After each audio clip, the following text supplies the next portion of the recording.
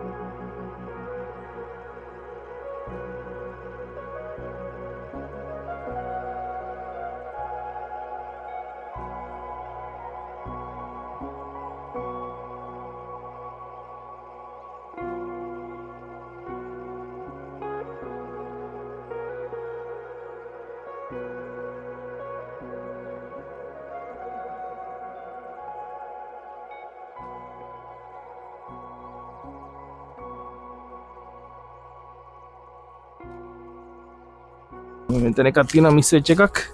මේ ඒවා තාම පොඩි වැඩි පුරුක් බෙදුනහම මේක පඳුරක් වෙනවා, ඉහළට යන්නේ නැහැ. ඒක නිසා තව ඉහළට යන්න ඕන නිසා මෙහෙම ඔක්කොම කප්පාදු කරලා යට ටික මේවා කරලා තියෙන්නේ, මේ සුද්ධ කරලා තියෙන්නේ ඔක්කොම. පොඩි කූරු ටිකකුත් ගැහුවා. ඊට පස්සේ හොඳ යකඩ කූරු ගෙනහල්ලා ටිකක් හයියට මේක මේවා කරනවා. දැන්ට ගහලා තියෙන්නේ වත්තේ තිබුණ පොඩි කෝටු කෑලි ටිකක් කෙලින් හිටින දැනට. බලමු දැන් ලබන සතිය වෙනකොට එහෙම කොහොමද තත්ත්වය කියලා. මේ හුලඟක් ඇල්ලුත් එහෙම නම් පොඩ්ඩක් මේවා මේ බිමට වැටෙන්න පුළුවන්. ඒක පොඩි ප්‍රශ්නයක්. මේ තියෙන අනික් ස්ට්‍රෝබෙරි පැල ටික බලන්න. ඒකෙත් ගෙඩි හැදීගෙන එනවා. ස්ට්‍රෝබෙරි ටික නම් හොඳට හැදෙයි කියලා හිතෙනවා. තක්කාලි ටික තමයි මොකද තත්ත්වය කියලා බලා ගන්න ඕනේ. අපි ඊළඟ වීඩියෝ එකෙන් හම්බ වෙමු එහෙනම්.